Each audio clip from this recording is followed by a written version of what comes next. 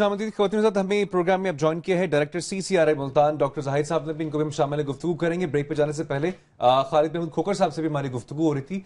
शफकत साहब, अब जारी सी बात है डॉक्टर साहब भी हमारे साथ मौजूद हैं और हम मसले की तरफ तो हमने बढ़ना ही बढ़ना है।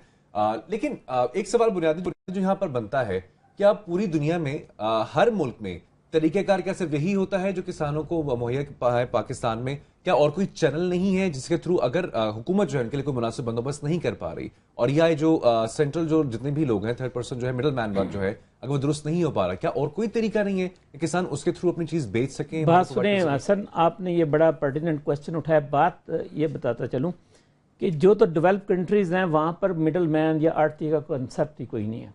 वो उनका तो साथ ही इंटीग्रेटेड मार्केट्स हैं, वो वहाँ पर चली जाती है। मार्केट्स वाले लेकर जो यानी रिटेलर्स मार्केट है ना, वो लेकर चली जाती है, तो वहाँ पर कोई वो कंसेप्ट नहीं है।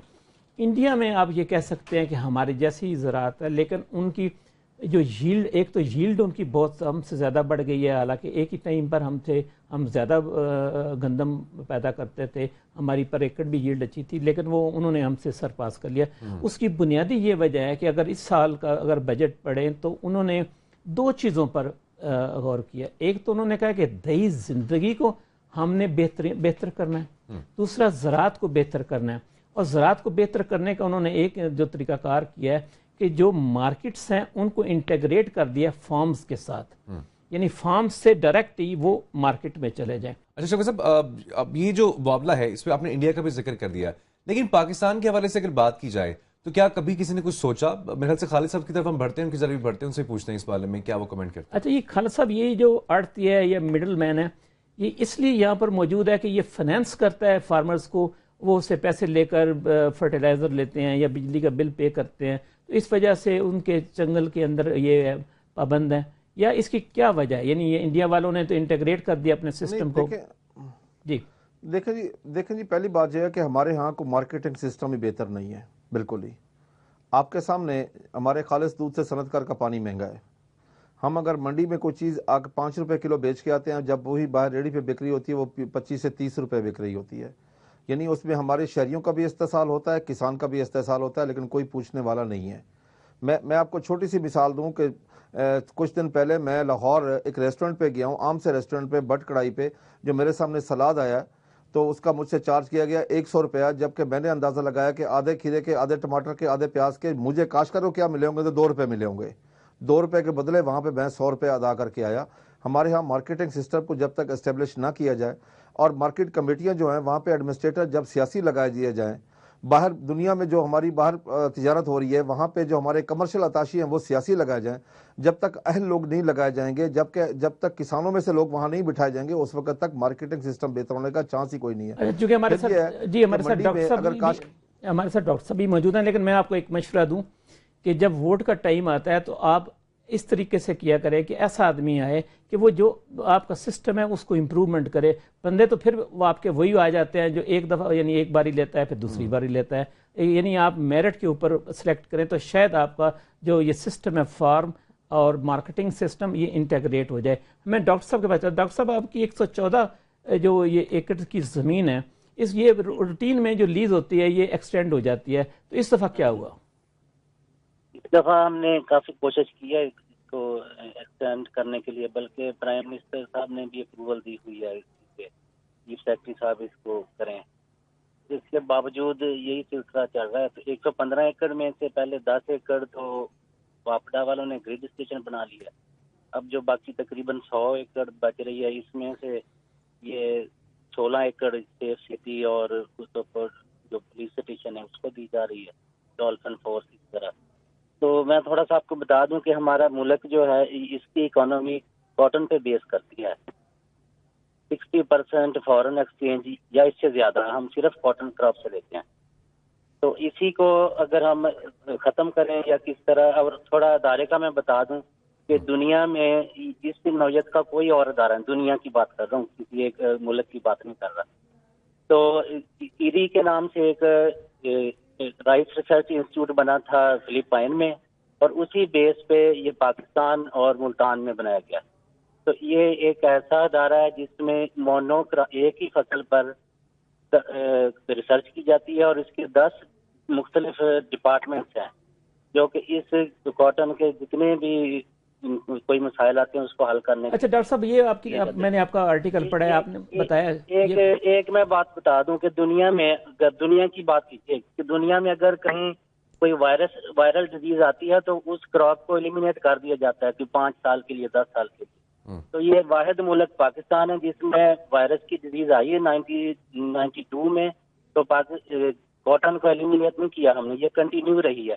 اور یہ صرف اس ادارے کو ہی اعزاز حاصل ہے کہ ہم نے اسی وقت ایسی ورائٹیز دی ہیں کہ جو ہماری کاٹن کراپ کنٹینیو رہی ہے, کیونکہ ہماری جو جتنی بھی معیشت ہے وہ اسی پہ بیس کر رہی ہے. آپ نے کہا جی پرائم منسٹر نے بھی حکم دے دیا, اگر کسی ملک کے پرائم منسٹر کے حکم کی بھی تعمیل نہیں ہوتی تو مجھے بتائیے کہ اس کا حل کیا ہے پھر؟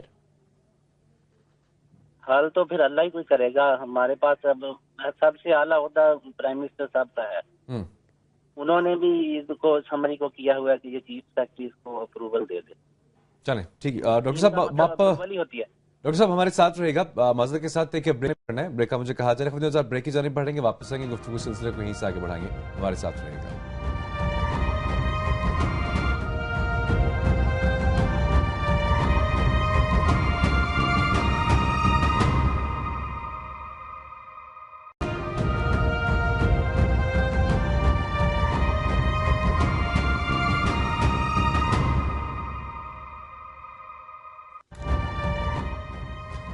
بریک کے بعد خوش آمدید. شوکت صاحب بریک پہ جانے سے پہلے بھی ہم بات کرتے کسانوں کی مشکلات کے حوالے سے بھی. خود کچھ ہم نے دیکھا بھی کہ حکومت کتنی سنجیدہ ہے اس شعبے کے حوالے سے, زراعت کے حوالے سے. خلیق کیانی صاحب ممتاز کالم نویس انہوں نے بھی ہمیں جوائن کیے. سر آپ آگے گفتگو بڑھائیے ان سے. بات یہ ہے کہ یہ جو لوڈ شیڈنگ ہے یہ آپ کو پتہ ہے کہ 13 سے چل رہی ہے, اور 13 سے پہلے اگر آپ کو یاد ہو کہ مینار پاکستان کے کنارے جو ہمارے خادمے وزیر اعلیٰ ہیں پنجاب, یہ بیٹھ کر پنکھے سے ہوا سے کام کیا کرتے تھے, ابھی بھی کام کر رہے ہیں لیکن وہاں نہیں کر رہے. اب اپنے دفاتر میں موجود ہے کہ ماشاءاللہ وہاں پر بجلی ہے. تو بات یہ ہے کہ یہ لوڈ شیڈنگ کا جو ایشو ہے, یہ لوڈ شیڈنگ پچھلے دنوں میں تو ابھی بھی جو اس وقت اپریل کا انہوں نے جاری کیا ہے 10 گھنٹے کی لوڈ شیڈنگ ہے. 10 گھنٹے کی یہ ہے شیڈیولڈ لوڈ شیڈنگ. ان شیڈیولڈ جو لوڈ شیڈنگ ہوتی ہے اس کا تو پتہ ہی کچھ نہیں ہوتا. اب آج یہ پتہ لگا ہے کہ انہوں نے کہا ہے جی ہماری جو انسٹالڈ کیپیسٹی ہے اس کی 85% ہم جنریٹ کر لیں گے. اگر انسٹال کیپیسٹی ہے تو وہ تو 24,000 کے قریب ہے جو آلریڈی ہے. ہم خلیق یعنی صاحب یہ جو ان کا یہ دعویٰ ہے کہ ہم 85% اس کی پروڈیوس کر لیں گے, ایک بات, اور کیا ان کے پاس اتنی ٹرانسمیشنز فیسلٹی ہے کہ یہ گھر بھی پہنچا سکے وہ بجلی؟ سر بیسیکلی 2 چیزیں. پہلے تو یہ بتا دوں کہ جو 85% کا کلیم ہے نا, اگر یہ 85% ہوتی تو آج کل یہ 12 اور 15 اور 10 گھنٹے جو آپ شیڈیول لوڈ شیڈنگ کی بات کر رہے ہیں یہ نہ ہو رہی ہوتی.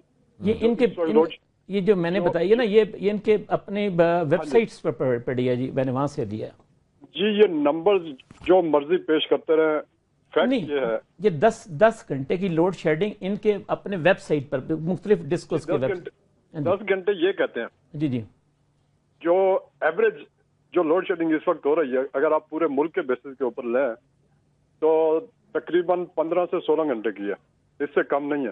یہ بے شک 10 کہتے رہے, اس لیے کہ جو یہ پروڈکشن شو کر رہے ہیں وہ 13,000 13,500 کی اس وقت تک میکسیمم انہوں نے شو کی ہے.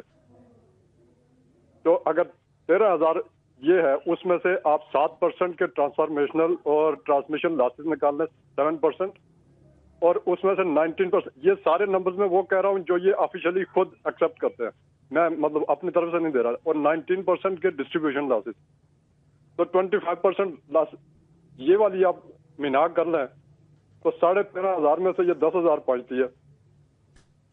اور ایوریج آج کل جو تھم رول چل رہا ہے وہ یہ ہے کہ اگر 700 میگا واٹ کی شاخ والا تو اس کا مطلب یہ ہے کہ پورے ملک میں 1 گھنٹے کی لوڈ شیڈنگ ہے.